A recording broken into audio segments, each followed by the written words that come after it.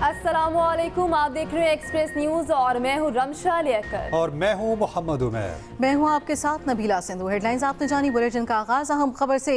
गैर मियारी इंजेक्शन से बिनाई मुतासर। बहावलपुर और झंग से मजीद केसेस सामने आ गए। झंग की 2 खवातीन और 1 मर्द निश्तर अस्पताल मुल्तान के शोबा इमराज चश्म में जेर इलाज। पंजाब हुकूमत ने इंक्वायरी रिपोर्ट आने तक इंजेक्शन की फरोख्त को रोक दिया है। गैर मियारी इंजेक्शन से बिनाई मुतासिर। बहावलपुर और झंग से मजीद केसेस सामने आने के बाद झंग की 2 खवातीन और 1 मर्द निश्तर अस्पताल के शोबा इमराज चश्म में जेर इलाज हैं।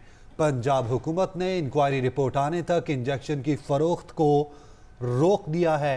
आपको बताएं कि गैर मियारी इंजेक्शन से बिनाई मुतासिर बहावलपुर और झंग से मजीद केसेस सामने आ गए। झंग की 2 खवातीन और 1 मर्द निश्तर अस्पताल मुल्तान के शोबाए इमराज चश्म में जेर इलाज है।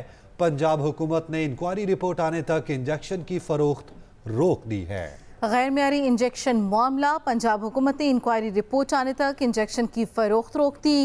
गैर मियारी इंजेक्शन से बिनाई मुतासर हो रही है। बहावलपुर और झंग से मजीद केसेस सामने आ गए हैं। झंग की 2 खवातीन और 1 मर्द जो कि निश्तर अस्पताल मुल्तान के शोबा इमराज चश्म में ज़ेर इलाज हैं। तमाम तर सूरत हाल के पेश नज़र पंजाब हुकूमत ने इंक्वायरी रिपोर्ट मांग ली है, इंक्वायरी रिपोर्ट तलब कर ली है और इंक्वायरी रिपोर्ट आने तक इंजेक्शन की फरोख्त भी रोक दी है। गैर मियारी इंजेक्शन मामला। गैर मियारी इंजेक्शन से बिनाई मुतासिर बहावलपुर और झंग से मजीद केसेस सामने आ गए। झंग की 2 खवातीन और 1 मर्द निश्तर अस्पताल मुल्तान के शोबा इमराज चश्म में ज़ेर इलाज है। तमाम तर सूरत हाल की वजह से पंजाब हुकूमत ने इंक्वायरी रिपोर्ट आने तक इंजेक्शन की फरोख्त रोक दी है। नशीद अंजुम हमारे नुमाइंदे हमारे साथ मौजूद हैं, तफसील उनसे जान लेते हैं। नशीद बताइएगा, कब तक ये फरोख्त रोकी गई है और कब तक ये रिपोर्ट आ जाएगी? जी बिल्कुल ऐसा ही कहा। मुल्तान में जो इस वक्त सूरत हाल है, इस वक्त झंग से आए 3 मरीज जो हैं वो निश्तर अस्पताल के आई वार्ड में जेर इलाज हैं। यहाँ पे शोबा इमराज चश्म के जो सरबराह हैं और प्रिंसिपल हैं निश्तर मेडिकल कॉलेज के प्रोफेसर डॉक्टर राशिद कमर राव, वो इनका इलाज कर रहे हैं और डॉक्टर राव अमजद एमएस की जानिब से इनके लिए तमाम अद्वियात भी मुफ्त जो हैं वो फराहम कर दी गई हैं। इसके अलावा मुल्तान के निजी क्लिनिक से भी 7 मरीज जो हैं वो रिपोर्ट हुए और उस निजी क्लिनिक के खिलाफ अब तक कोई कार्रवाई नहीं की गई। और सीईओ हेल्थ का ये कहना है कि पंजाब हेल्थ केयर कमीशन जो है उस निजी क्लिनिक के खिलाफ जो भी कार्रवाई करनी हुई उसको लिखकर भेज दिया गया है, वो कार्रवाई करेंगे। जबकि जो जिस इंजेक्शन की बात की जा रही है जिसकी वजह से ये तमाम अफराद की एक आंख की बिनाई जो मुतासिर हुई, उस वेस्टर्न नामी इंजेक्शन को मुल्तान की किसी भी फार्मेसी में और किसी भी निजी अस्पताल में की फार्मेसी में ये अवेलेबल नहीं था, बल्कि एक मिडल मैन के थ्रू या बराह रास्त जो निजी अस्पताल के डॉक्टर्स आई स्पेशलिस्ट थे वो लाहौर से बराह रास्त मंगवाते थे। और जिसकी वजह से मार्केट में इसकी मौजूदगी का अभी तक कोई मालूमात सीईओ हेल्थ के मुताबिक भी उनको नहीं मिली हैं। और अब तक जो 7 मरीज हैं जो निजी क्लिनिक से रिपोर्ट हुए थे वो भी अपने घरों पर मौजूद हैं, जिनमें से 6 का ताल्लुक मुल्तान से है, जबकि 1 का जो ताल्लुक है वो डीजी खान से बताया जा रहा है। और उनको भी अब तक सरकारी अस्पताल में किसी शिफ्ट नहीं किया गया, ना निश्तर अस्पताल में वो रिपोर्ट हुए हैं। बताया ये जा रहा है कि उनका निजी क्लिनिक से ही इलाज जारी है। ठीक है नशीद, ये भी बताइएगा कि गफलत बरतने वालों के खिलाफ कार्रवाई की जाएगी और क्या कार्रवाई होगी? जी यहाँ सीईओ हेल्थ डॉक्टर फैसल जो हैं उनके मुताबिक ये बताया गया है कि पंजाब हेल्थ केयर कमीशन को निजी क्लिनिक पर जो इंजेक्शन इस्तेमाल हुए उसके हवाले से लिख दिया गया है कि वो इस निजी क्लिनिक या जो डॉक्टर हैं उनके खिलाफ जो भी कार्रवाई बनती है वो उनकी जुरिस्डिक्शन है, वो उनके खिलाफ कार्रवाई करेंगे। जबकि जो मिडल मैन है उसका गुज़िश्ता रोज तक तो महकमा सेहत के ड्रग इंस्पेक्टर्स को पता ही नहीं लग सका, वो आइडेंटिफाई नहीं कर सके कि कौन सा मिडल मैन मुल्तान में ये इंजेक्शन फराहम करता था। लेकिन आज उसका भी पता लगा लिया गया है और जब मीडिया ने मामला उठाया तो फिर उस मिडल मैन को अब रिकॉर्ड समेत तलब कर लिया गया हेल्थ ऑफिस में। लेकिन उसकी उस हवाले से संजीदा जो कार्रवाई है वो देखने में नजर नहीं आ रही कि अब तक उसको हिरासत में क्यों नहीं लिया गया, उससे पूछ-गुछ क्यों नहीं स्टार्ट की जा सकती, क्योंकि उसको सिर्फ तलब कर लिया गया है। और बताया ये जा रहा है कि दोपहर 3 बजे तक उसको महकमा हेल्थ ऑफिस आने का कहा गया है, जहां पर उससे छानबीन की जाएगी कि किस तरह से ये इंजेक्शन उसने मुल्तान या दीगर इलाकों में फराहम किया। नशीद, इससे कबल गुज़िश्ता रोज़ कसूर में जो एक खेप पकड़ी गई है इसी चीज़ की, उस पर भी कार्रवाई की गई और मुल्ज़िमान को गिरफ्तार किया गया, तो यहाँ पर तलब क्यों किया गया, गिरफ्तारी क्यों नहीं अमल में लाई गई?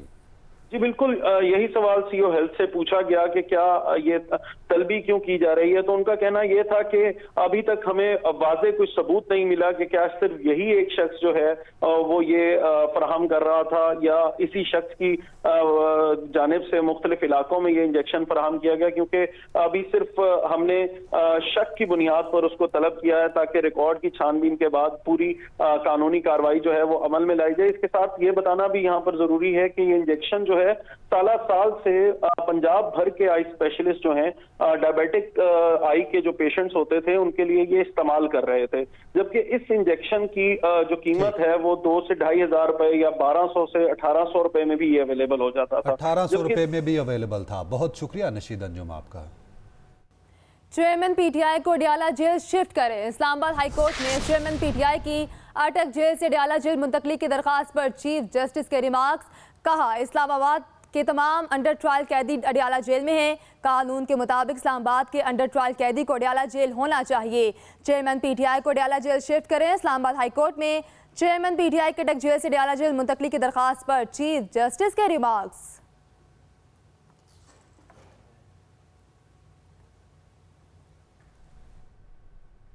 चेयरमैन पीटीआई की साइफर केस में जमानत की दरखास्त पर समाअत इन कैमरा होगी या नहीं, फैसला महफूज। Chief justice Islamabad high court Aamir Farooq ने वकला के दलाल मुकम्मल होने के बाद फैसला महफूज किया है। प्रोसिक्यूटर शाखावर एडवोकेट अदालत में पेश हुए। सिर्फ अदालत के सामने बात करने की इस्तदा। चेयरमैन पीटीआई के वकील सलमान सफदर ने कहा, अगर अदालत समझे तो अदालत से गैर जरूरी अफराद को बाहर निकाला जा सकता है। जहन से ये तस्वर ही निकाल दें कि सुप्रीम कोर्ट में जाकर तारीख ले लेंगे। सुप्रीम कोर्ट में ज़मीन के तनाज़े से मुतालिक केस की समाअत में चीफ जस्टिस के रिमार्क्स। कहा, सबके लिए पैगाम है, तारीख लेने वाला रुझान अब नहीं चलेगा। सुप्रीम कोर्ट में ज़ेर इल्तवा मुकदमात की तादाद काफ़ी ज़्यादा है। यहाँ तो एक तारीख पर नोटिस और अगली तारीख पर दलाइल होने चाहिए। दीगर अदालतों में ये होता है कि कोई दस्तावेज पेश करने के लिए तारीख मिल जाती है। सुप्रीम कोर्ट में पहले ही तमाम दस्तावेजात मुकम्मल होनी चाहिए। दूसरी जानिब फवाद चौधरी की इलेक्शन कमीशन की कार्रवाई के खिलाफ दरखास्त मुस्तरद। इस्लामाबाद हाई कोर्ट ने महफूज फैसला सुना दिया। दरखास्त में मौकिफ अपनाया गया था कि सेशन कोर्ट और इलेक्शन कमीशन 2 फॉरम्स पर एक ही इल्जाम में 2 कार्रवाइयां चल रही हैं। एक इल्जाम में एक ही फॉरम पर कार्रवाई चल सकती है। अहम खबर दें, फवाद चौधरी की इलेक्शन कमीशन की कार्रवाई के खिलाफ दरखास्त मुस्तरद। सहाफी इमरान रियाज बाजियाब घर पहुंच गए। सोशल मीडिया पर सियालकोट पुलिस ने पोस्ट शेयर कर दी। इमरान रियाज 5 माह बाद अपने घर वापस पहुंचे। इमरान रियाज के वालिद ने लाहौर हाई कोर्ट में बाजियाबी की दरखास्त दायर की थी। सहाफी इमरान रियाज बाजियाब घर पहुंच गए। सोशल मीडिया पर सियालकोट पुलिस ने पोस्ट शेयर कर दी। सरकारी रकबा पर नाजायज तामीरात का इल्जाम। एंटी करप्शन ने खावर फरीद मानिका को गिरफ्तार कर लिया। तर्जुमान एंटी करप्शन के मुताबिक खावर मानिका के खिलाफ डिप्टी कमिश्नर के रेफरेंस पर इंक्वायरी कर रहे हैं। डीसी रेफरेंस में कहा गया है कि खावर मानिका ने कब्रिस्तान की जगह पर गैर कानूनी शादी हॉल तामीर किया। खावर मानिका ने कब्रिस्तान की जमीन पर गैर कानूनी 26 दुकानें भी तामीर की। खावर मानिका मुल्क से फरार होने की कोशिश कर रहे थे।